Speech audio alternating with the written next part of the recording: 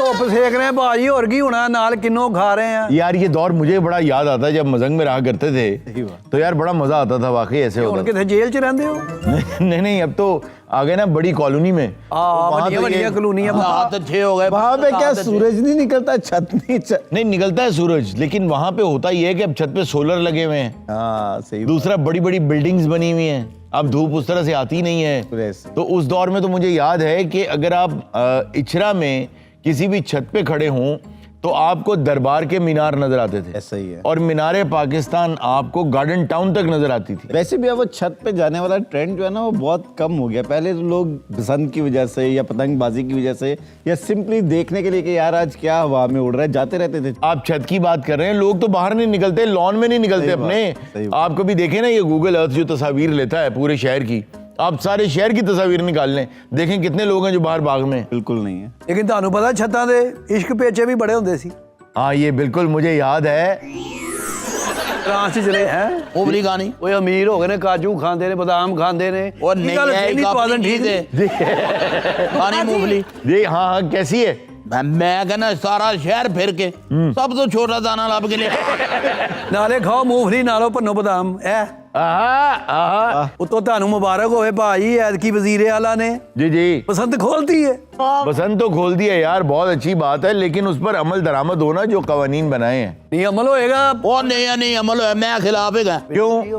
देखो मेरी गल सुनो, लोगों ने नहीं केरा बात आना, ये बात तो सही है। और यार नहीं बात है, कानून सुता है, फड़ेगा उन्होंने। अच्छा बात ये है कि इस पे अमल दरामद हो या ना हो कोई फर्क नहीं पड़ता, कोई मसला नहीं है। उसकी वजह ये है कि सब महफूज हैं। ना कोई वजीर, ना मुशीर, ना सेक्रेटरी, ना ब्यूरोक्रेट, कोई भी बाइक पे नहीं फिरता। बिल्कुल ऐसे ही। तो क्या लगे उन्हें? और भाई मोटरसाइकिल दे उन्होंने ऐलान किया है, उन्होंने कहा एरियल लवाओ। तो भाई पतंग तुमने उड़ानी है, खर्चा मैं करूं अपनी बाइक पे, क्यों? एरियल लवाओ तो मोटरसाइकिल ते खबरां सही सुननगियां। एरियल केड़ा लाख रुपए दा भाई, 50 रुपए दा, 100 दा लगदा जे। अपने ईमान से बताओ। हाँ जी। अब ये 50-100 के रहेगा? नहीं हुन महंगा हो जाना, देख लेना। हाँ। अच्छा एक बात तो है, देखें कौमें अपने कल्चर्स की वजह से जानी जाती हैं। हर जगह पे कोई ना कोई कल्चर मौजूद है और ये हमारे कल्चर का एक हिस्सा था और रहेगा। अच्छा ये पंजाब के आप कह सकते हैं, मतलब पंजाब के हाँ जी कल्चर का। हाँ जी। तो हमारे अगर अभी तक हमारी यादाश्त में, तो इसका मतलब है कि वो हमारे कल्चर का एक हिस्सा है। हाँ। मेरे ख्याल में इसको कायम रहना चाहिए, और लेकिन जिम्मेदारी के साथ हर एक को अपनी अपनी जिम्मेदारी पूरी करनी चाहिए। अगर किसी दानिश साहब मैं माजरत के साथ कहता हूँ कि जिम्मेदारी तो फिर दूध बेचने वालों को भी पूरी करनी चाहिए, जिम्मेदारी तो दवाइयाँ बनाने वालों को भी पूरी करनी चाहिए, जिम्मेदारी तो अपनी डॉक्टर्स को भी पूरी करनी चाहिए, जिम्मेदारी तो अपनी ब्यूरोक्रेसी को भी पूरी करनी चाहिए, जिम्मेदारी तो बहुत से लोग हैं जिनको पूरी करनी चाहिए।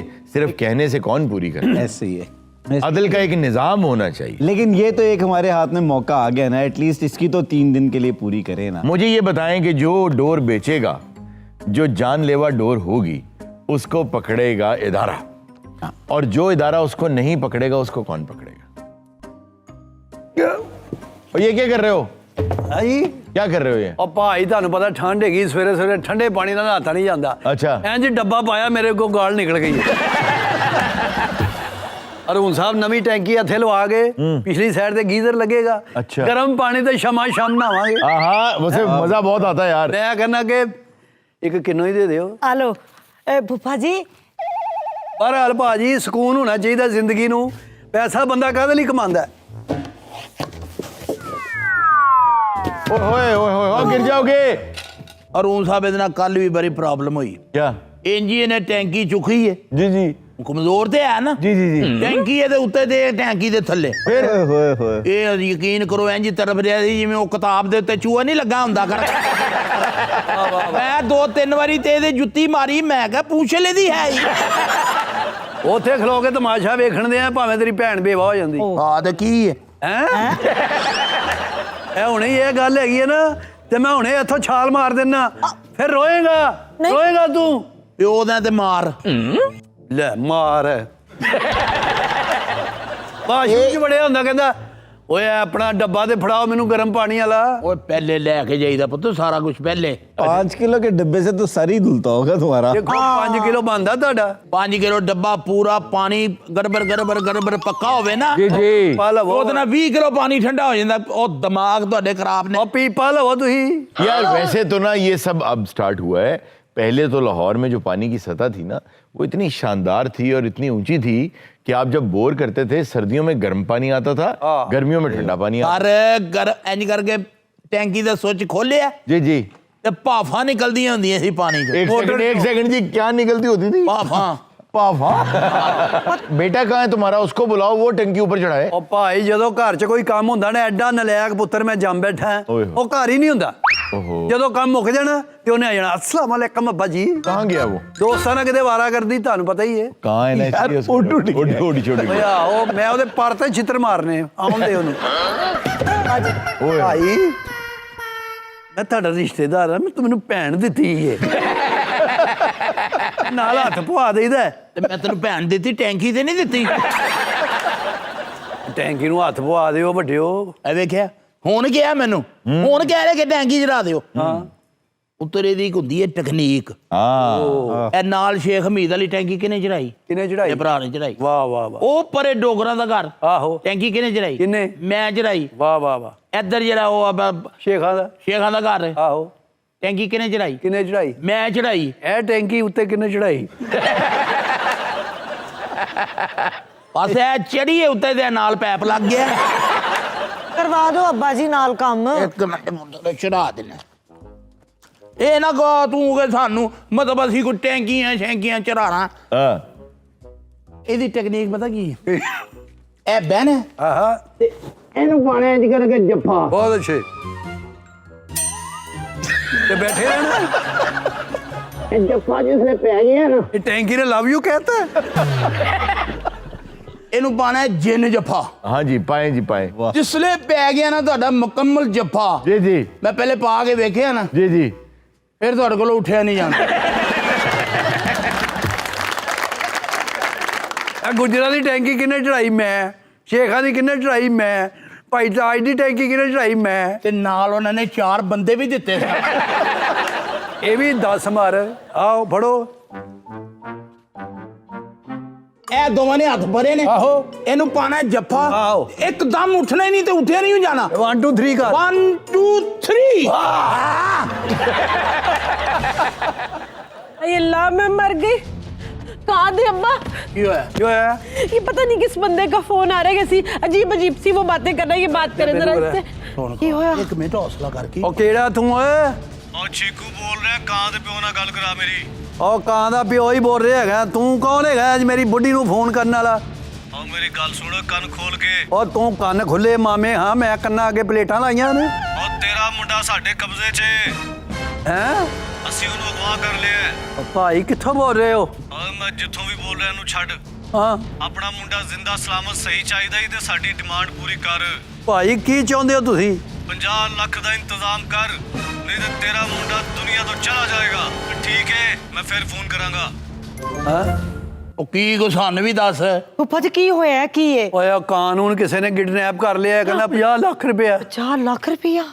ਓਏ ਹੋਏ ਹੋਏ ਹੋਏ ਹੋਏ, ਇਹ ਤੇ ਬੜੀ ਪਰੇਸ਼ਾਨੀ ਹੋ ਗਈ ਏ। ਓਏ ਇਹ ਟੈਂਕੀ ਕਿਵੇਂ ਚੜੇਗੀ ਉੱਤੇ? ਓ ਯਾਰ ਤੂੰ ਕਿਹੜੀਆਂ ਗੱਲਾਂ 'ਚ ਲੱਗ ਗਿਆ? ਉਹ ਕਹਿ ਰਹੇ ਅਗਰ 50 ਲੱਖ ਨਾ ਦਿੱਤਾ ਅਸੀਂ ਮੁੰਡਾ ਮਾਰ ਦੇਣਾ। पता नहीं मेरा बेटा किस हाल में है, खाना भी खाया है कि नहीं। हाय। 50 लाख कहाँ से लेके आएंगे? अभी तक आप लोगों से टैंकी ऊपर नहीं चढ़ी। यार इनकी प्रेजेंस ऑफ माइंड बहुत ਇਹੀ ਹੁੰਦਾ ਜੀ ਓਏ ਹੋਏ। ਮਾਂ ਦਾ ਜਜ਼ਬਾ। ਅੱਲਾ ਖੈਰ कैसे? ਕਰੇ। ਕੀ ਗੱਲ ਮੈਨੂੰ ਪਤਾ ਲੱਗਾ ਉਹ ਕਾਂ ਦਾ ਕੋ ਮਸਲਾ ਭਾ ਬਸ ਉਹ ਮੁੰਡੇ ਨੂੰ ਨਾ ਅਗਵਾ ਕਰ ਲਿਆ ਕਿਸੇ ਨੇ। ਹੋਏ ਹੋਏ ਉਹ ਕਹਿੰਦੇ 50 ਲੱਖ ਦੇ ਦਿਓ ਨਹੀਂ ਤੇ ਅਸੀਂ ਮੁੰਡਾ ਮਾਰ ਦੇਾਂਗੇ। ਯਾਰ ਹੌਸਲਾ ਕਰੋ, ਹੋਰ ਕੋਈ ਪਰੇਸ਼ਾਨੀ ਦੀ ਗੱਲ ਤੇ ਨਹੀਂ ਨਾ। ਦੇਖੋ ਔਲਾਦ ਤੋਂ ਕਹਿੰਦੇ ਕੋਈ ਸ਼ੈ ਨਹੀਂ ਹੁੰਦੀ। ਹਾਂ ਕੋਈ ਜ਼ੇਵਰ ਜ਼ੂਵਰ ਪਿਆ ਨਾ ਘਰ ਤੁਹਾਡੇ। ਉਹਦੀ ਮਾਂ ਦਾ ਹੈ। अब आप यकीन करें, जेवर तो मैं हंस के वार दूं अपने बेटे के सर पे से, ऐसा कोई मसला नहीं अल्लाह खैर है। करे। लेकिन बात जो सच्ची है वो ये कि मैंने इसलिए बचा के रखा हुआ है ताकि किसी बुरे वक्त में मेरे बेटे के ही काम आ सके। ਤਰੇ ਇਹੋ ਜਿਹੀਆਂ ਗੱਲਾਂ ਨਹੀਂ ਕਰੀਦੀਆਂ। ਮੈਂ ਇਹ ਜ਼ੇਵਰ ਰੱਖਿਆ ਵੀ ਖਾਨਦਾਨ ਦੇ ਉੱਤੇ ਕਿਹੜਾ ਕੋਈ ਬੁਰਾ ਵਕਤ ਆ ਜਾਂਦਾ ਹੈ, जी जी ਉਸ ਲਈ ਵੇਚ ਦਿਆਂਗੇ। ਓਏ ਆਓ ਅਜੇ ਤੇ ਮੁੰਡਾ ਹੀ ਸਾਡਾ ਉਹਨਾਂ ਨੇ ਅਗਵਾ ਕੀਤਾ, ਮਾਰ ਦੇਣਗੇ ਵੱਧ ਤੋਂ ਵੱਧ। ਹੁਣ ਗੱਲ ਪਤਾ ਕੀ ਹੈ, ਔਲਾਦ ਤੋਂ ਕਹਿੰਦੇ ਕੋਈ ਸ਼ੈ ਨਹੀਂ ਹੁੰਦੀ ਭਾਜੀ। ਉਹ ਮਕਾਨ ਵੇਚ ਦਿਓ, ਦੱਸੋ ਕੀ ਲੈਣਾ ਜੀ। यानी उसकी अपनी नजर है। ਫਿਰ ਪੂਰਾ ਹੈ। ਆ ਕੀਤਾ ਹੀ ਪੈਸਿਆਂ ਦਾ ਇੰਤਜ਼ਾਮ। ਨਹੀਂ ਭਾਈ ਮੇਰੀ ਗੱਲ ਸੁਣੋ, 50 ਲੱਖ ਅਸੀਂ ਗਰੀਬ ਲੋਕ ਹੈਗੇ, ਕਿੱਥੋਂ ਦੇਣਾ ਹੈ? ਕੋਈ ਲੈਣ ਦੇਣ ਵਾਲੀ ਗੱਲ ਕਰੋ। ਤੁਸੀਂ ਮੁੰਡਾ ਵੇਖਿਆ ਨਹੀਂ ਗੌਰ ਨਾਲ? ਤੂੰ ਦੱਸ ਕੀ ਦੇ ਸਕਦਾ ਹੈ। ਉਹ ਭਾਈ ਮੈਂ 50 ਨਹੀਂ ਦੇ ਸਕਦਾ, ਕੁਛ ਘਟਾਓ ਭਾਈ। ਤੈਨੂੰ ਅੱਧੇ ਪੈਸੇ ਛੱਡ ਦਿੰਦੇ ਆ, ਸਾਨੂੰ ਤੂੰ ਆਵਾਜ਼ ਤੋਂ ਗਰੀਬ ਆਦਮੀ ਲੱਗਾ ਹੈ। ਹਾਂਜੀ ਹਾਂਜੀ 25 ਲੱਖ ਦੇ ਦੇਈਂ। ਉਹ ਤੁਸੀਂ ਭਾਜੀ ਕੋਈ ਲੈਣ ਦੇਣ ਵਾਲੀ ਗੱਲ ਕਰੋ, ਮਿਹਰਬਾਨੀ ਕਰੋ, ਕਰੋ ਤਿੰਗੇ ਡਨ ਕਰੋ ਤੁਸੀਂ। ਭਾਈ 25 ਤੇ ਉਹ ਕਹਿੰਦੇ। बेटा मेरा सिर्फ एक ही बेटा है, हम पे रहम करो। ਇਹ ਦੇਖੋ ਸਾਡੇ ਘਰ ਦੇ ਰੋ ਰਹੇ ਨੇ ਭਾਈ। ਮੇਰਾ ਇੱਕੋ ਹੀ ਕਜ਼ਨ ਆ, ਉਹ ਵੀ ਕਾਂ ਬਸ। ਜਿੱਦਣ ਅਸੀਂ ਤਰਸ ਖਾਣ ਲੱਗ ਗਏ ਅਸੀਂ ਭੁੱਖੇ ਮਰ ਜਾਾਂਗੇ। ਭਾਈ ਥੋੜਾ ਜਿਹਾ ਮੌਕਾ ਦਿਓ, ਅਸੀਂ ਅਰੇਂਜ ਕਰਨੇ ਆ ਕੋਈ 25 ਦਾ। ਹਾਂਜੀ ਟਾਈਮ ਦਿਓ ਭਾਈ ਥੋੜਾ ਜਿਹਾ। ਠੀਕ ਹੈ ਮੈਂ ਬਾਅਦ ਚੋਂ ਫੋਨ ਕਰਨਾ ਵਾ। ਓਕੇ ਜੀ। ਮਿਹਰਬਾਨੀ ਜੀ। मैनू कुछ नहीं पता, एक माँ का दिल बहुत कमजोर होता है। वाकई। मुझे बेटा चाहिए, बेटा चाहिए, बेटा चाहिए। ਉਹ ਪਹਿਲੇ ਕਾਂ ਨੂੰ ਤੇ ਬਚਾ ਲਈਏ, ਇਹ ਵੀ ਤੇਰੀ ਖੁਆਇਸ਼ ਪੂਰੀ ਕਰ ਦਿਆਂਗਾ। ਯਾਰ ਉਹ ਇਹ ਨਹੀਂ ਕਹਿ मैं कहाँ की बात कर ਇਸੇ ਕਾਂ ਦੀ ਗੱਲ ਕਰ ਰਹੀ ਹੈ। ਯਾਰ ਫੁੱਫਾ ਜੀ ਮੇਰੀ ਗੱਲ ਸੁਣੋ, ਤੁਹਾਡੇ ਬੈਂਕ ਅਕਾਊਂਟ 'ਚ ਜਿੰਨਾ ਪੈਸਾ ਹੈਗਾ ਕਢਵਾ ਲਓ ਅੱਜ। ਉਹ ਪੁੱਤਰ ਮੈਂ ਦੇ ਤੇ ਦਿਆਂ, ਉਹਨਾਂ ਦਾ ਸਿਰਫ ਉਹਨਾਂ ਨੂੰ ਬੈਲੈਂਸ ਹੀ ਜਾਣਾ ਹੀ ਜਿਹਦੇ ਤੇ ਉਹਨਾਂ ਨੇ ਫੋਨ ਫਾਨ ਕਰਨੇ। ਮੇਰੇ ਬੈਂਕ 'ਚ ਕੀ ਪਿਆ ਹੀ, ਕੱਖ ਨਹੀਂ। ਥੋੜੇ ਜਿਹੇ ਪੈਸੇ ਗਏ ਸੀ, ਮੈਨੂੰ ਪਹਿਲੇ ਪਤਾ ਨਾ ਮੇਰੇ ਤੇ ਇਹ ਮੁਸ਼ਕਲ ਹੈ, ਮੈਂ ਟੈਂਕੀ ਲਿਆਉਂਦਾ ਹੀ ਨਾ।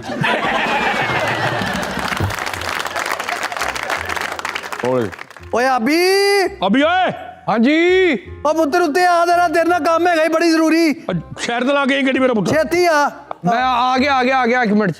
ये सब कुछ आपकी वजह से हुआ है। मैं आपसे कहती थी कि कहाँ पर नजर रखे। 10 दफा उसको समझाया कि मगरिब के बाद घर से ना निकला करे। ਤੂੰ ਆ ਵੀ ਗਿਆ ਹੀ, ਕੋਈ ਗੱਲ ਨਹੀਂ, 11 ਵਜੇ ਆ ਜਾ ਕਰ। ਇਹ ਕਿਤੇ ਨਾ ਪਰੇਸ਼ਾਨੀ ਚਾਹ ਨੂੰ ਬੜਾ ਦਿਲ ਕਰਦਾ ਪੁੱਤਰ, ਕੱਪ ਬਣਾ ਗਿਆ ਉਹ ਮੇਰਾ। ਸਾਡਾ ਮੁੰਡਾ ਯਾਰ ਗਵਾਹ ਹੋ ਗਿਆ, ਤੁਹਾਨੂੰ ਚਾਹਾਂ ਦੀ ਪਈ ਏ। की होया चाचा? ਉਹ ਪੁੱਤਰ ਸਾਡੀ ਤੇ ਕਿਸਮਤ ਹੀ ਮਾੜੀ ਏ। ਓਏ ਹੋਏ। की होया की खैर है? ਟੈਂਕੀ ਭਾਰੀ ਲੈ ਬੈਠੇ ਆ। चढ़ाउनी किथे है? ਓਏ ਇੱਥੇ ਪੁੱਤਰ ਉੱਤੇ ਇਹ ਖਿੱਚ ਕੇ ਨਾ ਇੱਥੇ ਕਰ ਦੇ। ਓਏ ਉੱਤੇ ਚੜਾਣੀ ਹੈ, ਇਹਦੇ ਨਾਲ ਪੈਪ ਲਾ ਕੇ ਗਰਮ ਪਾਣੀ ਠੰਡਾ ਪਾਣੀ ਦਾ ਇੰਤਜ਼ਾਮ ਕਰਨਾ ਹੈ। ਉਹ ਚਾਚੂ ਇਹ ਤੇ ਮਸਲਾ ਹੀ ਕੋਈ ਨਹੀਂ ਹੈਗਾ। ਇਹਦੇ ਨਾ 2 ਲੱਕੜੀ ਦੀਆਂ ਟੇਕਾਂ ਬਣਾ ਕੇ ਨਾ ਥੋੜਾ ਜਿਹਾ ਲੇਅਰ ਪਾ ਕੇ ਥੱਲੇ ਟੇਕਾਂ ਦੇ ਉੱਤੇ ਸਰੀਆ ਪਾ ਕੇ ਤੇ ਥੱਲੇ ਲੰਮਾ ਉਹ ਰਾੜ ਜਿਹਾ ਉਹ ਉੱਥੇ ਖਲੋ ਕੇ ਤੈਨੂੰ ਥੋੜਾ ਜਿਹਾ ਇੰਜ ਇਹਦੇ ਵਿੱਚ ਰੱਖਣੀ ਹੈ ਜੇ ਅੜੇਸ ਜਿਹੀ, ਉਹਦੇ ਤੇ ਇੰਜ ਆਏਗਾ ਉਹ ਸਰੀਆ ਜਿਹਾ, ਉਹਦੇ ਖਲੋ ਕੇ ਭਾਰ ਪਾਉਣਾ। ਭਾਰ ਜਦੋਂ ਦੇ ਨਾਲ ਉੱਤੇ ਜਾਏਗੀ ਨਾ, ਥੱਲੇ ਲਾਵਾਂਗੇ ਜੈਕ, ਹਾਈਡ੍ਰਾਲਿਕ ਜੈਕ ਲਵਾਂਗੇ ਵੱਡਾ। ਉਹ ਪੁੱਤਰ ਤੂੰ ਥੋੜਾ ਜਿਹਾ ਉਧਰੋਂ ਹੀ ਵਜ਼ਨ ਦੇ, ਇੱਥੇ ਤੱਕ ਆ ਗਈ ਹੈ। ਚੱਲ ਇਹ ਫੇਰ ਉਹਦਾ ਹੀ ਫੋਨ ਆ ਗਿਆ। ਹਾਂ ਇਹਨੂੰ ਬੁਲਾ ਕਰਦੇ, ਬੜਾ ਤੰਗ ਕਰਦੇ ਹੁੰਦੇ ਹੀ। ਕਿਹਦਾ ਹੈ? ਉਹ ਬਸ ਯਾਰ ਹੈਲੋ। ਹਾਂ ਕੀਤਾ ਜੀ ਪੈਸੇ ਦਾ ਇੰਤਜ਼ਾਮ। ਨਹੀਂ ਭਾਈਜਾਨ ਯਕੀਨ ਕਰੋ, ਇੰਨੇ ਪੈਸੇ ਨਹੀਂ ਗਏ। ਭਾਜੀ ਮਿਹਰਬਾਨੀ ਕਰੋ, ਕੁਛ ਘਟਾਓ ਥੋੜੇ ਜੇ। ਆ ਭਾਈ ਗਰੀਬ ਆਦਮੀ ਹੈਗੇ ਆ, ਸਾਡੀ ਰਜਿਸਟਰੀ ਰੱਖ ਲਓ ਤੁਸੀਂ। ਪਹਿਲੇ ਤੁਹਾਨੂੰ ਅੱਧੇ ਕਰਤੇ ਨੇ, ਮੈਨੂੰ ਲੱਗਦਾ ਤੁਹਾਨੂੰ ਆਪਣਾ ਮੁੰਡਾ ਨਹੀਂ ਚਾਹੀਦਾ। ਤੁਹਾਡੀ ਮਿਹਰਬਾਨੀ ਹੈ, ਲੈਣ ਦੇਣ ਵਾਲੀ ਗੱਲ ਕਰੋ। ਹਾਂ ਇਹ ਹਸਣ ਕੌਣ ਡਿਆ? ਤੁਸੀਂ ਵੀ ਮਾਵਾਂ ਵਾਲੇ ਹੋ। ਰੋ ਰਹੀ ਹੈ, ਰੋ ਰਹੀ ਹੈ। ਓਏ ਉਹਦੀ ਮਾਂ ਦੀ ਗੱਲ ਸੁਣ ਕੇ ਸਾਡਾ ਦਿਲ ਪਾਣੀ ਪਾਣੀ ਹੋ ਗਿਆ। ਜਾ ਤੈਨੂੰ 20 ਲੱਖ ਕਰਤਾ ਹੀ। ਜ਼ਿਆਦਾ ਹੈ ਭਾਈ। ਭਾਜੀ ਦਾਦਾ ਜੀ 15 ਦੇ ਦੇਈਂ। ਨਹੀਂ ਗਰੀਬ ਆ। ਬੜੇ ਬੰਦੇ। ਉਹ ਚੱਲ 10 ਲੱਖ ਦੇ ਦੇਈਂ। ਆ, ਨਹੀਂ ਘੱਟ ਕਰੋ। ਨਹੀਂ ਨਹੀਂ थोड़ा ਨਹੀਂ। और कम कर दो बेटा। ਮਿਹਰਬਾਨੀ। ਉਹ ਫਿਰ ਨਾ ਤੁਹਾਡੇ ਨਾ ਮੇਰੇ, ਸਿੱਧਾ 2 ਲੱਖ। ਇਹ ਪਹਿਲੇ 5 ਘਟਾ ਰਹੇ, ਹੁਣ ਸਿਰਫ 3 ਘਟਾਇਆ। ਅੱਛਾ ਉਸ ਕੰਦਰ ਦਾ ਜ਼ੀਰੋ ਕਰੇਗਾ। ਤੇ ਉਹ ਨਾ ਉਹ ਸਾਡੇ ਮੁੰਡੇ ਦੇ ਨਾਲ ਇੱਕ ਆਪਣਾ ਵੀ ਘੱਲਣਾ, ਟੈਂਕੀ ਵਿੱਚ ਚੜਾਉਣੀ ਜੇ। ਅਸੀਂ ਕੁਝ ਕਰ ਰਹੇ ਹਾਂ, ਸਾਨੂੰ ਥੋੜਾ ਜਿਹਾ ਸੋਚਣ ਦਾ ਮੌਕਾ ਦਿਓ। ਮਿਹਰਬਾਨੀ। ਉਹ 2 ਲੱਖ ਚ ਕੀ ਸੋਚਣਾ ਜੇ? ਸਾਡਾ ਘਰ ਦੇਖਵੇਂ, ਅਸੀਂ 25,000 ਚ ਵੀ ਸੋਚਣਾ। ਓਏ ਫਟਾਫਟ ਕਰੋ, ਨਹੀਂ ਤੇ ਮੇਰੀ ਪਿਸਤੌਲ ਚੱਲ ਜੇਗੀ। ਨਹੀਂ ਨਹੀਂ ਅਸੀਂ ਸੋਚ ਰਹੇ ਕੁਝ ਬੰਦ ਕਰ, ਭਾਜੀ। ਇੱਥੋਂ ਹੀ ਨਾ ਠਾ ਦੀ ਆਵਾਜ਼ ਆ ਜੇ। बस कर दो चाचा, ये गल मेरे को लुका के रखी है। ये परेशानी मैं ਤੁਹਾਡੀ ਰਹਿਣ ਨਹੀਂ ਦਿਆਂਗਾ। मैं हाली जीवना, मैं हुणे ही ਇਹਦਾ हल ਕੱਢ के आउना। वाह यार क्या बात। ਇਹ ਅਗਰ ਉੱਥੇ आखिर में दोस्त काम आया यार। ਸਹੀ ਗੱਲ। ਨਹੀਂ, ਇਹ ਅਗਰ ਉੱਥੇ ਚਲਾ ਗਿਆ, ਉਹਨਾਂ ਨੇ ਫਿਰ ਇਹਦੇ ਵੀ ਪੈਸੇ ਮੰਗਣੇ ਨੇ। हाय, कहीं इस बच्चे को ना पकड़ ले। ये भी तो किसी की माँ का बच्चा है ना। वाकई वाकई सही बात। इसके लिए तो मैं 50 लाख भी देने को तैयार हो जाऊँ। ਭਰੋਸਾ ਅੱਲਾ ਜਾਣਦਾ, ਮੇਰਾ ਦਿਲ ਡੁੱਬਦਾ ਜਾ। हाँ जी हाँ जी। ਇਹਨੂੰ ਲੱਗਦਾ ਹੈ ਟੈਂਕੀ ਵਾਲੇ ਪੈਸੇ ਜ਼ਾਇਆ ਹੋ ਜਾਣੇ ਨੇ। ਇੰਨੇ ਦਿਨ ਸਾਡਾ ਪੁੱਤਰ ਨਾ ਆਇਆ, ਅਸੀਂ ਰੋਟੀ ਤੁਹਾਡੇ ਵੱਲੋਂ ਖਾਣੀ ਹੈ। ਅੱਛਾ ਇੱਕ ਗੱਲ ਦਾ ਖਿਆਲ ਰੱਖਣਾ, ਇਹ ਜੀ ਸਿਚੁਏਸ਼ਨ 'ਚ ਮੈਂ ਇੱਕੋ ਗੱਲ ਕਹਾਂਗਾ। ਕੀ? ਬੈਕਅਪ ਵਾਲ ਲਵਾ ਦੇਣਾ, ਪਾਣੀ ਵਾਪਸ ਵੀ ਜਾਂਦਾ ਹੁੰਦਾ ਜੀ। मुबारक हो वे, आ गया जी। शुक्र है। ਮੇਰੇ ਜਿਗਰ ਦਾ ਟੁਕੜਾ। ਆ ਯਾਰ, कौन आ गया है, कौन आ गया है? ਉਹ ਲੰਘ ਗਿਆ ਮੇਰੇ ਯਾਰਾ ਆ ਗਿਆ ਯਾਰ ਆ ਗਿਆ ਇਹ ਕੀ ਜ਼ੁਲਮ ਕੀਤਾ ਹੀ ਉਹਨਾਂ ਦਾ ਬੱਚਾ ਚੁੱਕ ਲਿਆ ਉਹ ਨਹੀਂ ਨਹੀਂ ਐਵੇਂ ਮੈਂ ਤੁਹਾਨੂੰ ਕਹਿਣਾ ਸਾਂ ਉਹ ਜਿੱਦਣ ਪਾਣੀ ਪੈ ਗਿਆ ਉਹਨੇ ਸਰਿੰਗ ਹੋ ਜਾਣਾ। 2 ਲੱਖ ਚ ਉਹਨਾਂ ਨੇ ਇੰਨਾ ਕੀ ਮੋੜਨਾ ਸੀ। ਭਾਈ ਇਹ ਕੌਣ ਹੈ? ਉਹ ਨਹੀਂ ਤੁਸੀਂ ਪਰੇ ਉਹ ਤੁਹਾਡੇ ਕੋਲ ਕਿੰਨੇ ਪੈਸੇ ਮੰਗਣ ਡਿਆ ਸੀ 2 ਲੱਖ 2 ਰੁਪਇਆ? ਲੱਖ। ਇਹ 2800 ਰੁਪਏ ਚ ਲਿਆਇਆ ਇਹ ਚੜਾਏਗਾ ਟੈਂਕੀ ਲੈ, ਉਹ ਸਮਝ ਰਿਹਾ ਸੀ ਮੇਰੀ ਪਲੰਬਰ ਨਾਲ ਗੱਲ ਹੋ ਰਹੀ ਹੈ। ਓ ਯਾਰ ਰੋਲਾ ਨਾ ਪਾਓ 1 ਮਿੰਟ ਕੰਮ ਕਰਨ ਦਿਓ ਕਿਧਰੋਂ ਪੈਪ ਜਾ ਰਿਹਾ ਹੈ ਇਹ ਮਲਤਾਨ ਤੋਂ ਮੁਜ਼ੱਫਰਗੜ੍ਹ ਜਾ ਰਿਹਾ ਹੈ। यार ये बड़ा कारीगर आदमी है। ਇਹਦੇ ਚ ਪਾਣੀ ਕਿਨੇ ਪਾਇਆ ਭਾਈ ਟੈਂਕੀ ਚ ਪਾਣੀ ਪਾਈਦਾ ਹੈ। ਤੇ ਉੱਤੇ ਚੜਾ ਲਈ ਤੁਸੀਂ ਹਾਂ ਉਹ ਜੀ ਉਹ ਅਕਲਮੰਦੋ ਕੀ ਹੋਇਆ? ਇਹਨੂੰ ਪਹਿਲੇ ਖਾਲੀ ਕਰੋ ਫਿਰ ਉੱਤੇ ਚੜਾਓ अच्छा अच्छा पानी भर के चढ़ा रहे हो? ਅਸਲ ਲੋਕਾਂ ਦੀ ਪਰੇਸ਼ਾਨੀ ਸੀ ਨਾ ਤੇ ਪਾਣੀ ਦੇਣ ਚ ਆਇਆ ਨਹੀਂ।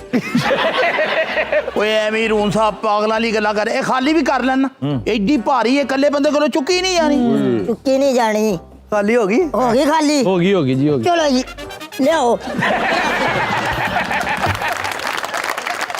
नाज़रीन ब्रेक में हमारे पास हमारे शो के एक फ़ैन आए हैं और हम वैसे ही बुजुर्गों की बहुत इज्जत करते हैं, प्यार भी करते हैं उनसे। अक्सर ऐसा होता है कि इज्जत करते करते ना तो हम उन्हें दूर कर देते हैं, उनसे प्यार भी करना चाहिए, दोस्ती करनी चाहिए। तो हमने उन्हें अलग बिठा दिया है, तो वो हमारा शो देखेंगे। तो ये कैसी दोस्ती हुई सर? अच्छा चलें बात भी कर लेते हैं। बाबा इनायता जिंदाबाद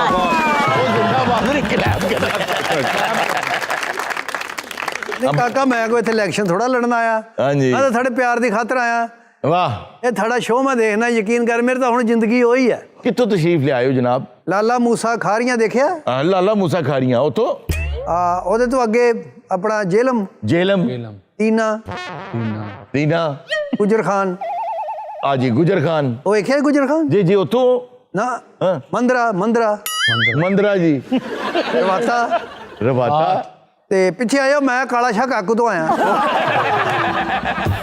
इन्ना सफर बाबा जी सानू क्यों करा? ਇਹ ਗੱਲ ਪਤਾ ਕਿ ਸਾਰਾ ਪਾਕਿਸਤਾਨੀ ਆਪਣਾ हाँ जी हाँ क्यों नहीं? ਖੂਬਸੂਰਤ ਆ ਵੇਖਣ ਵਾਲਾ। जी हाँ जी हाँ जी हाँ। ਤੇ ਮੈਂ ਬੈਂਕ ਰਿਟਾਇਰਮੈਂਟ ਆ। कैशियर आओ? ਲੈ ਕੈਸ਼ੀਅਰ। अच्छा असिस्टेंट मैनेजर आओ? ਯਾਰ ਕਿਹੋ ਜਿਹੀਆਂ ਗੱਲਾਂ ਕਰਦਾ? ऑपरेशनल मैनेजर ਉਹ ਨਾ ਬਾਬਾ और रीजनल मैनेजर ਉਹ ਨਹੀਂ ਉਹ ਕਾਕਾ वाइस प्रेसिडेंट ਨੋ ਨੋ ਨੋ ਨੋ केस हो? ਮੈਂ ਚਪੜਾਸੀ ਸਾਂ। यार बाबा जी इन्ना सफर क्यों करांदे हो ਇਹ यार? ਸਾਰੇ ਤੇ ਮੇਰੇ ਮਤਹਿਤ ਸੀ। अच्छा अच्छा ਉਹ ਨੈਤਿਆ ਉਹਨੇ ਖੋਲਣਾ ਹੁੰਦਾ ਸੀ ਤੇ ਫੇਰ ਉਹ ਅੰਦਰ ਵੜ ਜਾਂਦਾ। ਨਹੀਂ ਨੈਤਿਆ ਚਾਹ ਬੜੀ ਵਧੀਆ ਬਣਾਈ ਆ। अच्छा ਨੈਤਿਆ ਕੀ ਬਾਤ ਆ ਤੇਰੀ। ਨੈਤਿਆ ਆ ਕਰ ਲਾ ਆਹਾ। ਨੈਤਿਆ ਆ ਕਰ ਲਾ। ਸਾਰੀਆਂ ਚਾਬੀਆਂ ਤਾਂ ਮੇਰੇ ਕੋਲ ਹੁੰਦੀਆਂ ਸੀ। ਇਹ ਬੈਂਕ ਦੀ ਵੱਡੀ ਬਹੂ ਸੀ। ਤੇ ਬਾਬਾ ਜੀ ਕਿੰਨਾ ਅਰਸਾ ਤੁਸੀਂ ਨੌਕਰੀ ਕੀਤੀ ਬੈਂਕ ਦੀ? 40 ਸਾਲ। 40 साल नौकरी की है बैंक की। वाह वाह बाबा जी मुश्ताक अहमद यूसुफी लगे हो मैंने ते। ਮੁਸ਼ਤਾਕ ਹੈ ਮੈਂ ਯੂਸਫੀ ਨਾਲ ਮੈਂ ਕੰਮ ਕੀਤਾ। अरे वाह वाह वाह वाह ਉਹਨੇ ਬੜੀਆਂ ਮੈਨੂੰ ਜੁਗਤਾ ਕਰਨੀਆਂ ਕਹਣਾ ਸ਼ਰਬਤ ਪੀਣ ਵਾਲੀ ਚਮਚੀ ਹੁੰਦੀ ਹੈ। ਇਹਦਾ ਮਤਲਬ ਯੂਸੀ ਸਾਹਿਬ ਸ਼ੁਰੂ ਤੋਂ ਸੱਚ ਬੋਲਦੇ ਆ।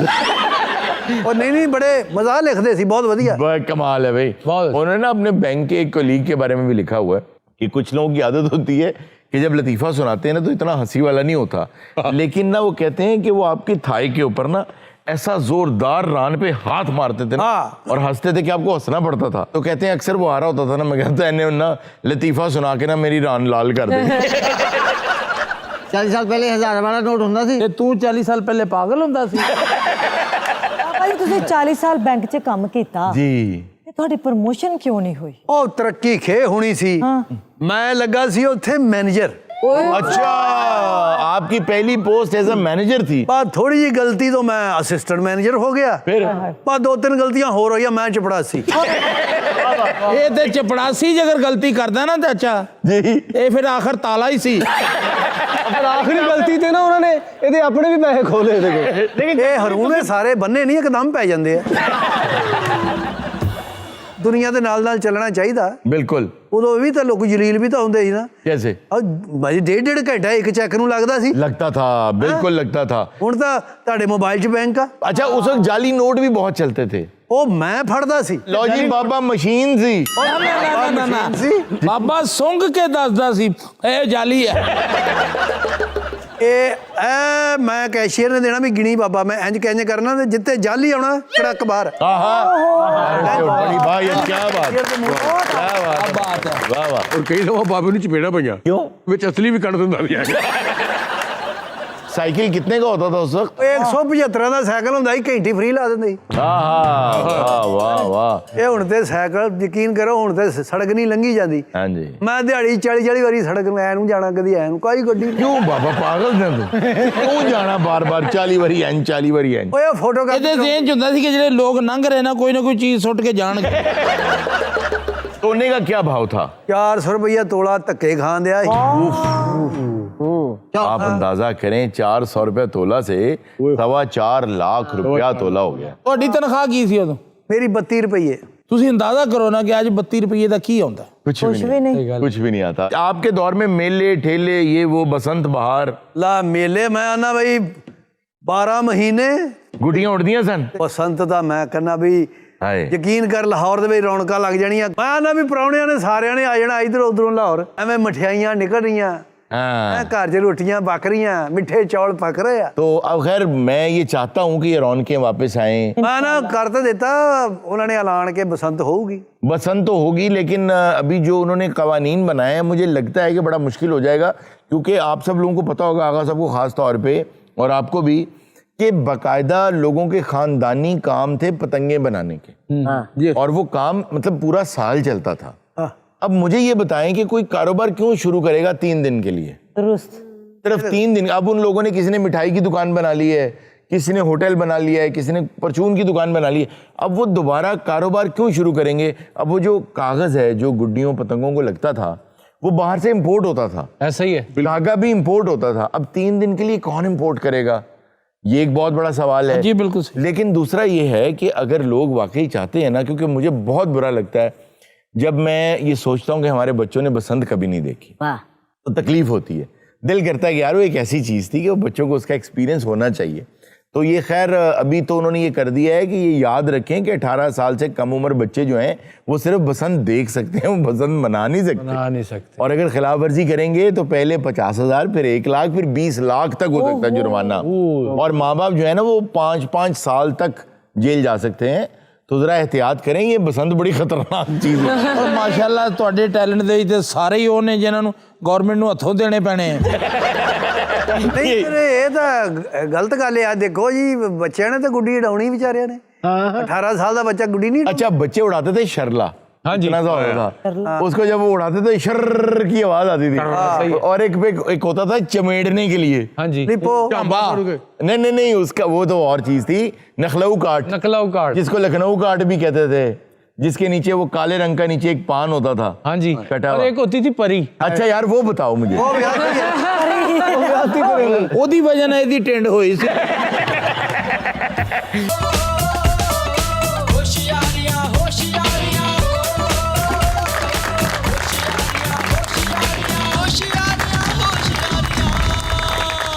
बहुत शानदार।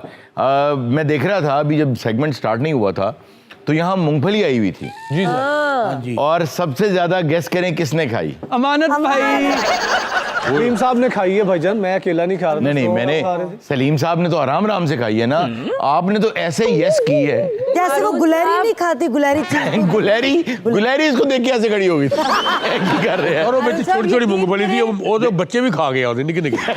अच्छा क्यों ना ऑडियंस से ही बात की जाए हम आपस में बातें करें। करते रोज ही तो ऑडियंस से बात करते हैं आपस में करें ना सर हम इतने दिनों बाद मिले आज आपस में करते हैं हैं यार नहीं, इतने दिनों बाद कहाँ मिले।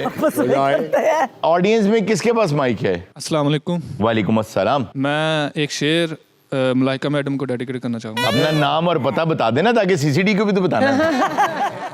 मोहम्मद कासिम इकबाल। और आज शेर लेकर आए जी एक शेर। किसका शेर है ये नहीं पता कोई बात नहीं लेकिन ये पता किसके लिए है। जी बिल्कुल मलाइका मैडम के लिए। जी अता करें। तेरी आंखें बताती हैं तुझे मुझसे मोहब्बत है।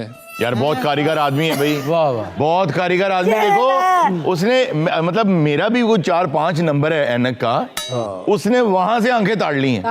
बिल्कुल और भाई पार्टी ना देखो। खबर आनी के बगल में माइक चल गया। जी बेटा सुनाइए। शेर कंप्लीट करने से पहले मैं वैसे आपको बता रही हूँ, मलाइका शादीशुदा है, उसका एक बेटा भी है। अब बोले। अच्छा वो माइक खाने लगा। ਉਹ ਭਰਾ ਮੇਰੇ ਨੇ ਅੱਖਾਂ ਦੀ ਤਾਰੀਫ ਕੀਤੀ, ਉਹਨੇ ਕਿਹੜੇ ਅੱਬਾ ਜੀ ਨੂੰ ਭੇਜ ਦਿੱਤਾ। बेटा सुनाइए सुनाइए। तेरी आंखें बताती हैं तुझे मुझसे मोहब्बत है, वाह मगर दिल की तसल्ली को जरा इजहार हो जाए। वाह वाह वाह वाह। ये आंखें बताती हैं जी। कि नंबर चेंज होने वाला है। ये आपका बहुत बहुत शुक्रिया, इतना अच्छा शेर आपने मुझे डेडिकेट किया। जी नेक्स्ट कौन है भाई? सबसे पहले sir thank you very much. आप नहीं सर देखें, आपका शुक्रिया, मेरा नहीं आपका। क्यों? क्योंकि आप लोगों की वजह से हमारा शो चलता है। बिल्कुल। आप देखते हैं तो ये शो होता है, इसलिए आप इस शो के ओनर हैं, आपका शुक्रिया जनाब। मैं आप अपना नाम सबसे पहले नाम तो मेरा बताएं। नाम डॉक्टर आलमगीर है। वाह। बेसिकली आज मैं इसमें से काफ़ी ऐसे जो मेरे स्टूडेंट हैं जिनको हम लेके आए हैं, अच्छा मैं 2-3 बातें सर अर्ज करना चाह रहा हूँ जी प्लीज। जो शायद मज़ाहिया नोयत की ना हो, लेकिन यहाँ बड़े हमारे मुल्क के बहुत बड़े फनकार हैं, आगा माजिद साहब। सर आप एक उस्ताद हैं, आप जो भी बात करेंगे वो अच्छी होगी, वो प्लीज मैं करें। चाहता हूँ इस शो के थ्रू ना लोगों को भी एक मैसेज जाए अच्छा, बिल्कुल जाना चाहिए। क्योंकि ऑलरेडी बच्चों ने तारुफ कराया, हमारा शोबा है फार्मडी। और फार्मडी ज़ाहिरी बात है, मैं सिंपल अल्फाज में बताऊंगा कि दवाइयों के बारे में आपने सुना होगा, डॉक्टर प्रिस्क्राइब करता है, दवाई लिखता जी है। बिल्कुल। पूरे दुनिया के अंदर उसूल ये है कि फार्मासिस्ट के हाथों से आपको दवाई मिलती है। आप में से बेशुमार लोग बाहर गए होंगे, बिल्कुल। कहीं पे भी ऐसा नहीं होता कि आप जाएं किसी फार्मेसी में जाकर आप कहें फ़लाँ एंटीबायोटिक दे दे आपको मिल जाए, वो कहेंगे डॉक्टर का नुस्खा दिखाएं। जी ऐसे ही है। अब मैं ये क्वेश्चन राइज करना चाहता हूँ इस शो के थ्रू, इस बड़े प्लेटफॉर्म के थ्रू, कि इस मुल्क में ऐसा क्यों नहीं होता? बहुत अच्छी बात। ये देखो, ये सब्जी की दुकान नहीं है आप जाके आलू खरीदें, आपका दिल कर रहा है जाके शिमला खरीदें। दवाई आम बंदा कॉमन मैन खरीद के नहीं खा सकता है ये पूरे दुनिया में। बिल्कुल ठीक। तो एक वक्त ऐसा आएगा कि हम ये एंटीबायोटिक खा खा के इम्यून हो जाए। इम्यून हो जाएंगे। डेवलप होगी अंदर, और होती है रेजिस्टेंस डेवलप होती है। बिल्कुल सही। और जब रेजिस्टेंस डेवलप होती है तो दोबारा आप वो एंटीबायोटिक खाते हैं तो कोई असर नहीं होता। कोई असर नहीं। अब इसका नुकसान क्या होगा, एक वक्त आएगा कि हमारे पास जब पेशेंट हॉस्पिटलों से भर जाएंगे, आप एंटीबायोटिक देंगे तो उसे वो ठीक नहीं होंगे, तो ठीक नहीं होंगे उनकी डेथ हो जाएगी। तो ये वो दुश्मन है जो हिडन है, और हमारी अब छोटी सी एक्टिविटी हम करें और हम ये मस्ट करें पूरे पाकिस्तान में कि फार्मेसी के अंदर फार्मासिस्ट हो और दवाई उसके हाथ से जाए। तो ये 2 मेन मसले हैं। सर आपने बहुत ये शानदार बात की, पहले तो इस पैगाम पे क्लैप होना चाहिए, बहुत अच्छी बात की है आपने। जैसे फरमाया अभी कि बाहर बहुत से ममालिक ऐसे हैं कि जब तक डॉक्टर की प्रिस्क्रिप्शन नहीं होगी आपको ड्रग नहीं मिलेगी, बल्कि बहुत से ममालिक में आपको तो खैर पता ही होगा कि ऐसा भी है कि आपको कोई वो नुस्खा लिख कर नहीं देते हैं, आपको कहते हैं बस ठीक है मैंने आपको चेक कर लिया, दवाई मैंने रिकमेंड कर दी। आप किसी भी फार्मेसी पे जाके अपना ID कार्ड नंबर बताएं, वो आपकी दवाई निकाल के, वो डेटाबेस एक बनी होती है, वो उसी वक्त आपको सेंट्रली कनेक्टेड होते हैं, वो दवाई निकाल के दे देते हैं। जो आपने प्रॉब्लम बताया ये आपने सिर्फ एक निशानदेही की एंटीबायोटिक के हवाले से। जो एक बहुत बड़ा मसला सर आजकल आ रहा है वो ये है कि जो नौजवान नस्ल है जो ड्रग्स की तरफ माइल है, मिसयूज करते हैं, उन्होंने मिसयूज करना शुरू कर दिया है कि उन्हें कुछ कॉम्बिनेशंस पता चल गए कुछ दवाओं के, वो जाते हैं वो दवाएं खरीदते हैं, उनको मिला के खा लेते हैं वो गोलियां या वो सिरप, तो उनको नशा हो जाता है उससे, तो ड्रग की जगह वो उसे इस्तेमाल कर रहे हैं। लेकिन इस सिस्टम को तो सर किसी न किसी ने कहीं ना कहीं से तो इसकी आवाज़ आनी चाहिए ना। बिल्कुल तो सही। मैं ये चाहता हूँ आपके शो से और हमारे इधर आने से कम से कम लोगों को ये मैसेज जाए, पॉजिटिव मैसेज, कि बगैर प्रिस्क्रिप्शन के और बगैर फार्मासिस्ट के किसी और बंदे को ये एथराइज नहीं होना चाहिए कि वो दवाई दें। सर आपने क्योंकि आज ये दुनिया में पैगाम दिया है, हम आपसे अहद करते हैं कि ये पैगाम हमारे इस शो से भी बार बार जाएगा जब तक इसके बारे में कुछ हो नहीं जाता। Thank you very much. Thank you sir, thank you जी। नेक्स्ट कौन है भाई? अस्सलाम वालेकुम सर। वालेकुम अस्सलाम। वकार है सर। सर एक शेर सुनाना चाहता हूँ। सर सुनाइए शेर। तुम तो अब आए हो इस दश्ते मोहब्बत की तरफ। सर मैं तो मैंने पहली ये- बार मिला हूँ आपको आज। शेर हो गया, शुरू हो गया जी सर। तुम तो अब आए हो इस दश्ते मोहब्बत की तरफ, मैंने ये हाक बहुत पहले उड़ाई हुई है। अरे वाह वाह वाह, बहुत आला, बहुत आला। अच्छा जी, मैं एक तो बात यहाँ बताना चाहूँगा कि मुझे बहुत अच्छा लगा है कि जो हमारा ये बच्चा शान जो है जी ये बहुत अच्छा परफॉर्म करता है। Thank you. और बड़े कॉन्फिडेंस के साथ परफॉर्म करता है और जो भी जुमला दिया जाए, जो बात कही जाए, वो बड़े अच्छे तरीके से डिलीवर करता है। तो यार बहुत میں اس فیلڈ سے اب منسلک ہوں پچھلے غالباً 5 سال سے، تو مجھے تو یہ بہت فیس کرنا پڑتا ہے. لوگ بہت زیادہ اپنے نا ڈیٹیلز بھیجتے ہیں، ڈیٹا بھیجتے ہیں، اپنی تصاویر بھیجتے ہیں وغیرہ وغیرہ کہ ہم میں بہت ٹیلنٹ ہے. ہم بلاتے بھی ہیں، لیکن جب ٹیلنٹ نہیں ہوتا اور ہم انہیں بتاتے ہیں، سچائی ہونی چاہیے نا، ہم بتاتے ہیں کہ بھائی آپ میں یہ ٹیلنٹ نہیں ہے، تو وہ کہتے ہیں کہ یار اصل میں نا ہمارے ٹیلنٹ کو ریکگنائز نہیں کیا جا رہا، یہاں پہ ٹیلنٹ کی قدر نہیں ہے. اچھا اگر آپ کو یہ لگتا ہے نا کہ آپ میں ٹیلنٹ ہے اور یہاں پہ اس ٹیلنٹ کی قدر نہیں ہے، تو آپ پتہ کیا کر رہے ہیں؟ آپ عوام کو گالی دے رہے ہیں، کیونکہ یہ وہی عوام ہے جو ٹیلنٹ کی قدر کرتی ہے. یہ وہی لوگ ہیں جنہوں نے فیض کی قدر کی، غالب کی قدر کی، اقبال کی قدر کی، جالب تک کی قدر کی، فراز کی قدر کی. آپ چلتے چلے جائیے، بڑے بڑے فنکار، اداکار، بڑے بڑے اچھے سیاستدان، بڑے بڑے لیڈران، ان سب کی قدر کی. اچھے رائٹرز کی قدر کی، مستنصر حسین تارڑ جیسے رائٹر کی قدر کی، انور مقصود جیسے رائٹر کی قدر کی، معین اختر، عمر شریف، امان اللہ، ان سب لوگوں کی قدر کی. وہ آج بھی زندہ ہیں. وہ آج بھی زندہ ہیں، لوگ آج تک قدر کرتے ہیں ان کی. لوگوں کو بیوقوف نہ سمجھا کریں، لوگ ٹیلنٹ کی قدر کرتے ہیں.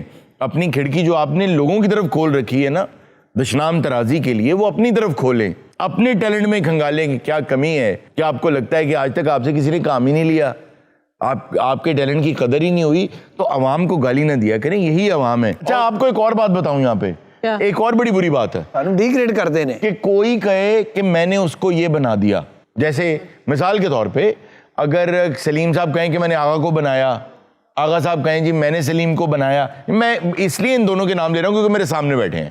اصل میں تو آپ کو پتا ہے کہ میڈیا میں بہت سے لوگ یہ بات کرتے ہیں کہ جی اس کو میں نے بنایا، تو آپ ایک اور بنا لیں. ہاں اگر آپ نے بنایا ہے، اگر آپ کو میکر ہو تو بنا لو. بنانے والا تو پھر بنا کے چھوڑتا جاتا ہے. ابھی ٹھیک ایسی باتیں جو کہہ رہے ہوتے ہیں نا، کہتے ہیں کہ اس کو میں نے بنایا. جی جی، اصل میں وہ یہ کہنے چاہ رہے ہوتے ہیں کہ اس کو اب میں نے بھگایا، اس کو اب میں نے بھگایا. یہ بات بالکل درست ہے، کوئی کسی کو نہیں بنا سکتا. سب لوگ بڑی محنتیں کر کے آئے ہوتے ہیں. سلیم صاحب جیسے چائے کا کام کرتے تھے، ان کے ٹیلنٹ کی قدر کس نے کی؟ عوام نے کی ہے نا. تو آج یہ یہاں بیٹھے ہیں، یہ ترلے منتیں کر کے تو نہیں بیٹھے، یہ محنت کر کے بیٹھے ہیں. ایسے ہی آغا صاحب ہے، ایسے یہ سب لوگ ہیں. بے شک. جیسے آپ نے کہا کہ جی آپ اور بنا لیں، جی جی، یہ سوال اگر کیا بھی جائے، جی جی، بھاڑ میں جائے آپ اور بنا لیں، تو آگے سے کیا جملہ آتا ہے؟ کیا؟ یار کس کو بناؤ، اس میں وہ چیز ہی نہیں ہے. تو ظاہر ہے پھر وہ اسی کی کوالٹی تھی. جس بندے کی بات کر رہا ہے، ایک وہ بات بڑی ذمہ داری سے کرتے ہیں. ڈرامے میں ایک انٹری ہے اس کی، اور باہر آگے کہ پلاننگ ہو رہی میرے خلاف. فیلڈ ایسی ہے، یہاں کوئی مست بھی آ گیا نا جس کو زیادہ سمجھ نہیں زندگی کی، اللہ تعالیٰ کا سسٹم ہے، جی جی، وہ بھی نہیں گیا واپس کر. اچھا یہ ویسے زیادتی ہے. دانش صاحب میں آپ کی اس پہ رائے چاہوں گا کہ شاید ان لوگوں کی طرف سے بھی ایک زیادتی ہے کہ ایک شخص آیا اس فیلڈ میں، یہ اس فیلڈ کے بڑے بڑے ہیوی ویٹس ہیں، ان کو پتا ہے کہ یار یہ کشتی نہیں لڑ سکتا، یہ پہلوان نہیں بن سکتا، بلکہ یہ بہت اچھا کچھ اور بن سکتا ہے. تو اس کو گائیڈ کر دیں کہ یار یہ تمہاری فیلڈ نہیں ہے، اس کو چھوڑ دو. لٹکائے ساتھ کیوں پھرتے ہیں؟ یہ جواب ذرا مجھے چاہیے. سر میں اس کا جواب میں دیتا ہوں. جی، یہ میری بات ہے، میں نے خود کہی ہے. میں نے سچی بات یہ کی کہ میں یہ سمجھتا ہوں کوئی بھی، میرا باپ، میرا بھائی ہو، میرا بیٹا ہو، میرا کوئی رشتہ دار ہو، میں یہ ہمیشہ کہتا ہوں کہ اس پہ اللہ کا خاص کرم ہے کہ جس کو یہ پتہ چل جائے کہ یہ کام میرے بس کا نہیں. واہ واہ واہ واہ. اس لیے کہ وہ اپنا وہ راستہ اختیار کرے جو اس کے بس کا ہے. لیکن یہاں جس کو ہم یہ کہتے ہیں نا بیٹا یہ کام مت کرو، یہ تمہارے بس کا روگ نہیں ہے، دیکھا ہونے تو جیلس ہونا شروع ہو گئے نے. وہ لوروں چھڑ کے وہ پتوں کی کردا ہوئے گا. ایک میری جو ہمبل اس میں رائے ہے وہ یہ ہے کہ میں عام طور پہ کسی بھی نوعیت کا آرٹسٹ ہو یا کوئی بھی کام کر رہا ہو، مطلب اسے شوق ہو، تو میں اسے منع نہیں کرتا وہ کرنے سے، اور اس میں ہے یا ٹیلنٹ یا نہیں ہے اسے میں یہی کرتا ہوں کہ کرتے رہو. اس کی وجہ یہ کہ یو نیور نو کہ اللہ تعالیٰ اسی میں سے ہی کوئی ایسا سبب بنا دے یا کوئی ایسی مہربانی ہو جائے کہ وہ کام چل پائے. اچھا اس کو کہتے ہیں کہ ٹامک ٹوئیاں مارنا. جی ہاں جی جی جی. اور صرف اس بات پر یقین رکھنا کہ شاید کوئی ڈیوائن انٹرونشن آ جائے. اگر ایسا ہی ہو تو ہر آدمی کو کرکٹ ٹیم میں ڈال دینا چاہیے، شاید کبھی نہ کبھی تو یار وہ چلی جائے. نہیں ہاں سر، اس میں فرق یہ ہے کہ میں اسے کرکٹ ٹیم میں نہیں ڈالتا. میں نے بڑے گلوکار دیکھے ہیں کہ وہ ہاسپٹل میں لوگوں کو انجیکشنز لگا رہے ہیں. میں نے بڑے کرکٹرز دیکھے ہیں جو بینکوں میں بیٹھے کمپیوٹر پہ کام کر رہے ہیں. میں نے بڑے شاندار پینٹرز دیکھے ہیں جو کپڑے کا کاروبار کر رہے ہیں. تو یہ بھی تو زیادتی ہے نا سر. بالکل زیادہ. میں نے سر بڑے ویلے دیکھے ہیں جو اس شو میں گانا گاتا ہے.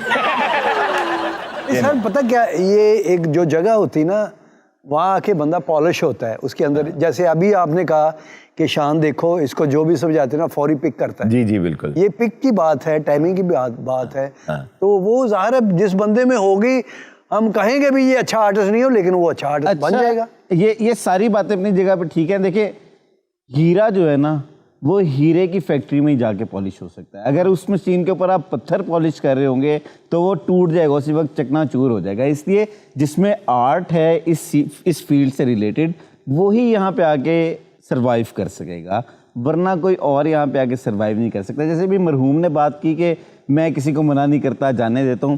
ہم کیونکہ پڑھاتے ہیں, میرا سب سے پہلا لیسن ہی بچوں کو یہ ہوتا ہے کہ یار ساری چیزیں, کسی نے تمہارا خوبصورت کیمرہ نہیں دیکھنا, امیج کے رنگ نہیں دیکھنے, صرف تمہاری کہانی دیکھنی ہے اور اس کہانی کو پرفارمر پرفارم کیسے کر رہا ہے وہ تمہاری فلم یا ڈرامہ یا جو بھی چیز ہے اس کو ہٹ کر دے گا. تو اگر آپ نے اس جگہ پہ یہ ایک ایسے بندے کو بٹھایا جو آپ کا ہٹ اینڈ ٹرائی بیسس پہ کہ شاید چل جائے گا, تو پھر آپ کی فلم بھی شاید ہی چلے گی. شاید ہی چلے گی. اچھا میں یہاں پہ نا ایک بات نا اپنے جتنے بھی بچے ہیں آنے والے جو کریٹو فیلڈز کی طرف آنا چاہتے ہیں ان سے گزارش یہ کرنا چاہتا ہوں کہ آج کل جیسے فیک ویڈیوز ہوتی ہیں اس سے بہت پہلے سے ایک بہت بڑا فیک کانٹینٹ چل رہا ہے. وہ کیا چل رہا ہے کہ آپ انسٹاگرام ریل دیکھ رہے ہیں یا یوٹیوب دیکھ رہے ہیں یا سرفنگ کر رہے ہیں نیٹ پہ, تو لکھا ہوا آ جاتا ہے کہ اگر آپ رات کو سوتے نہیں ہیں تو اس کا یہ مطلب ہے آپ کریٹو ہیں. ایک یہ مثال ہے, یہ بالکل بکواس بات. اگر آپ اسکول سے ڈراپ آؤٹ ہیں تو آپ بلینئر بن سکتے ہیں, بالکل فضول بات ہے. اچھا یہ کہا جاتا ہے کہ اگر آپ کے بال بکھرے رہتے ہیں, آپ کو اپنے شو لیسز نہیں باندھنے آتے, تو اس کا مطلب ہے آپ کا دھیان خاص کاموں کی طرف ہے. بالکل بکواس بات ہے. اپنی زندگی کو سیدھا کریں. پرنسپلڈ لائف تھی. یہ جو کہتے ہیں نا آئنسٹائن جو تھے ان کو میتھمیٹکس نہیں آتا تھا, فزکس میں فیل تھے, یہ وہ کچھ ایسا نہیں تھا. فلائنگ کلر سے وہ آدمی پاس ہوتا تھا. یہ سب غلط باتیں ہیں. آپ کو تاریخ مس کر کے, اچھا جی یہ ہے فیک کانٹینٹ, اقوال زرعی اس طرح کے جو بالکل فیک اور غلط ہیں, بے بنیاد ہیں کہ جی ایلون مسک کے پاس کچھ بھی نہیں تھا, وہ وہاں سے یہاں پہنچا. بلکہ میں نے تو ایسے بھی لوگ دیکھے ہیں جو اپنی تقاریر میں یہ کہہ رہے ہوتے ہیں کہ میں کبھی ایلون مسک کو ملوں تو اسے کہوں اور بے وقوف آدمی. میں نے کہا یار ایلون مسک کو کہہ رہے ہو بے وقوف آدمی, مطلب اچھا خیر بہرحال. نہیں لیکن یہ بات تو صحیح ہے سر, مطلب اس بیچارے نے صرف $300 ملین کے ساتھ کام شروع کیا تھا.